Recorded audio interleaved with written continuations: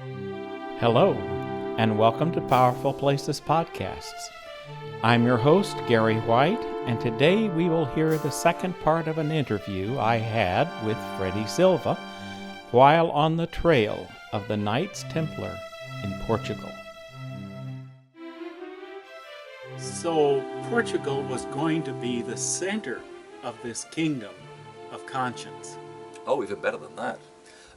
When the young prince of Portugal was aided by Bernard of Clairvaux, I have a document that also states quite clearly that the Templars, after his father died, always came to his aid and didn't stop doing it until he was king, and long after. So his father, who'd gone to Jerusalem, obviously made some good connections. When he died abruptly in 1113, the young prince was only 8 years of age, and the Templars supported him, make sure that he was brought up in the Templar tradition, and by the time that he grows up to be crowned a knight at 16 years of age, kids had to grow up very quickly back then, he's actually crowned as a Knight Templar as well. And they helped him essentially establish a stronghold against the Spanish, who were then trying to rule the country. So what we then find is that Afonso, the king, slowly takes the country away from the Spanish and from the Moors, who are ruling his piece of land. And then, once he's established all the land all the way down to the River Tejo, he then does an incredible thing. He gives away a third of his territory to the Knights Templar. And that's this big story here, because it was a long, patient plan, waiting 40 years for these things to happen.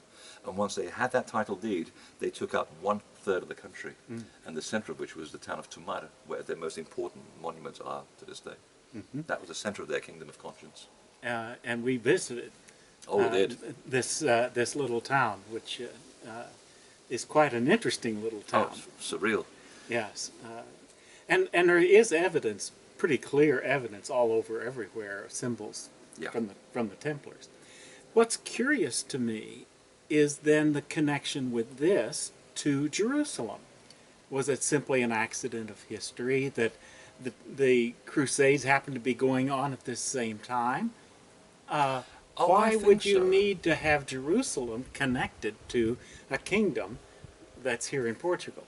Yeah, I mean, it was very opportunistic of them. I mean, they found the right moment in history where suddenly a confluence of events took place, where it allowed a huge army to march through Europe, most of which died along the way. Yes. And so you had this favorable moment for the first, hundreds of years, where you have a large body of men marching on Jerusalem, re-establishing the Christian sacred places, which this particular group of Arabs had denied the Christians for the last 180 years, whereas the Arabs before them did allow worship at the sacred sites. So there are Arabs and there are other Arabs within the Arab kingdom. We have to remember it's a very complex story. And the connection between Tomar and Jerusalem was, again, going back to the ties that bind. The Cistercians, who were basically supporting the Templars spiritually, and also in terms of logistical matters, because Bernard of Clairvaux had deep fingers into the pies at the Vatican. He was a great diplomat and was able to even install his own Pope, who was favorable to the Cistercians. We have some of the Templar Knights who were very rich barons and Burgundians and part of a holy bloodline of Europe at the time. And then you had the Order of Sion, a very mysterious order of which we know so little about, because so little has been information remains about them. So you have these three people who come together in Jerusalem. They go away, they go back to Portugal, they create the kingdom, they set up the Templar Preceptory in Tomar, and through an extraordinary piece of design, they aligned their main church with John the Baptist to their main rotunda, and through a curious design of symbols in this church, you can align straight back to the Order of Sion in Jerusalem. So they're making a point. They're saying that these things are related. And in fact, when you actually do the connection between Jerusalem, Tomar, and Rosslyn, or should I say Temple, which is the town next to Rosslyn, where they also had their first preceptory in Scotland, you form a perfect equilateral triangle. And we're talking something that spans over 2,500 miles. So they're doing the old system of locating sacred sites by the use of triangulation. So in some sense, they were setting up this kingdom in an isolated place, because Portugal would have been an isolated place in Europe. And it was really the center of the whole operation. It was part of a triple, like a trinity.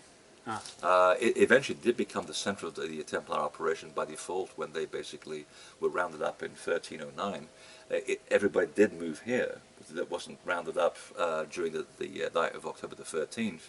The others moved to Rosslyn and Kilmartin in Scotland. And these two people in Portugal and Scotland still maintain their contacts, and that's documented too. So eventually it did become the center of their world. Whether they knew it or not, and whether it was designed or not is another matter, but certainly it did become the focus of their overseas development and expansion, and it has been so for the last 400 years.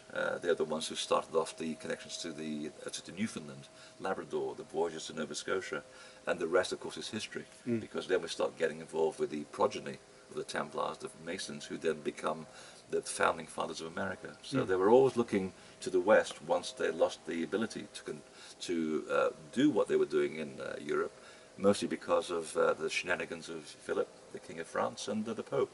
One wanted to get into the order, but was too corrupt to be allowed in, so he concocted these ludicrous charges against them. And I think he also owed them money. A lot of money. Yes. that clears a lot of slates. Just kill them, that's it. And the Pope, of course, was kind of incensed that the Templars were teaching people spiritual self-development. And that is a given. There's so much evidence to support that they were performing a ritual, an ancient Egyptian ritual called the raising of the dead. To cut a long story short, essentially, these esoteric orders, of which the Templars were one, they claimed all along that people who were just walking every single day, minding their own business, they're spiritually unaware. They are like the walking dead. But once you come into contact with this inner brotherhood of people, much like the Essenes or the people in the Languedoc, the Cathars, the Bogomils of Bulgaria, all of these sects basically understood that once you come into contact with the deeper mysteries of life and you understand how the universe works, you are then risen from the dead. And it's a practice that takes about 3 years to achieve, but even today, the Masonic principle, the third degree, the candidate is raised from a figurative grave by a handshake where he is risen from the dead. And that's where he's finally given the secrets of life. We've just been visiting this castle, which is a kind of 19th century Whimsy. Whimsy. I wanted to say folly, but whimsy will do. And yet, within all of the symbolism that is just rife throughout this castle, and every kind of symbolism, 19th century, they were picking up on Arabs and every culture. But buried in here are still Templar symbols. Yeah. Does that mean that there was a connection, even in the 19th century, oh, absolutely, to the Templars? Absolutely. I mean, their sphere of influence really went downhill a little bit after the Inquisition and the Pope rounded them all up. They fled to Scotland and Portugal. They were given safe passage, and they basically went on hiatus for 6 years. Once the Inquisition shows up, the King of Portugal, who was himself very closely allied to the Templars, we don't know how yet, but he certainly was totally behind them. And he said, well, look, that the Pope has asked me to get rid of the Templars, so let's get rid of the Templars. You guys make yourselves scarce. Go to the Algarve, take 6 years off, have a holiday, and when you come back, you'll be called something else. And it's one of the biggest practical jokes ever played in history, where the Pope is given this letter saying that the Knights Templar no longer exist. But in the meantime, we have come up with a new group of cavaliers called the Order of the Knights of Christ. Is that okay with you? Ah, sure, that's fine.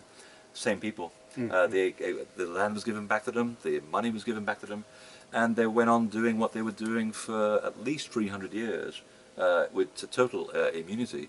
And even the King Manuel of Portugal, he was also a Grand Master of the Order of Christ, and that's when the maritime expansion really grew out of proportion. Henry the Navigator, who was also a Templar Master and the head of the Order of Sion as well, so he had a dual role.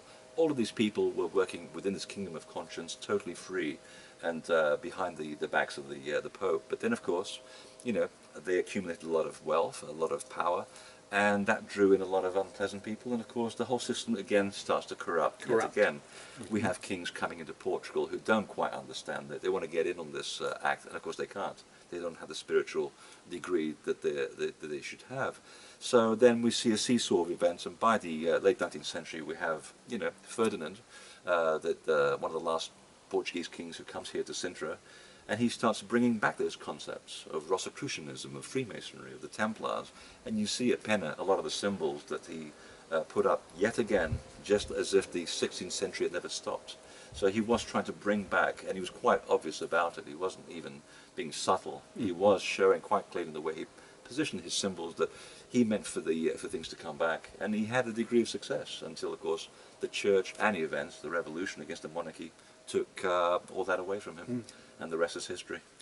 Well, we're going to have to get out of here before it rains. It doesn't need to rain. If our viewers would like to follow up on this, I suspect you'd like to tell them about a book you've written. Oh, I think I could tell them that. There is a wonderful book. It's about yay thick. It's going to fry your brain. It has 800 references, so you can always check up exactly where this information came from. You don't take my word for it. It's called First Templar Nation, and it's literally the story of the creation of Europe's first nation state, which again is a very important part of the story, that they didn't just create Portugal as a country, it was Europe's first nation state. So that's very, very historic and very deliberate as a statement. So you can go to invisibletemple.com and check that out. And it's also available in electronic form. Absolutely. So check it out. So we came with you on a tour to see important Templar sites. Is this a unique thing, or are you going to repeat this for other people? I'm definitely going to repeat it. I mean, the tour sold out in a couple of hours, so I guess I'm doing something right. And it's intimate, as you know. It's for 6 people.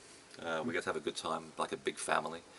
And no, I will be repeating this again and again. We get to go to France as well, some of the sacred sites there, Britain, the sacred sites, and hopefully, when I get some time off, Scotland, Wales, Ireland, and who knows, if the revolution gets quiet in Egypt, we might go back there as well. Go back to Egypt, yes. Even.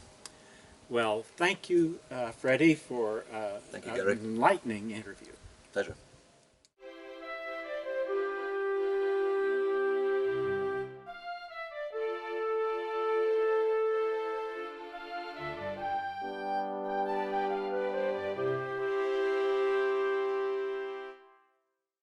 Go to www.powerfulplaces.info for more information about the Templars and links to Freddy Silva's sites, where you can order the book and get tour details.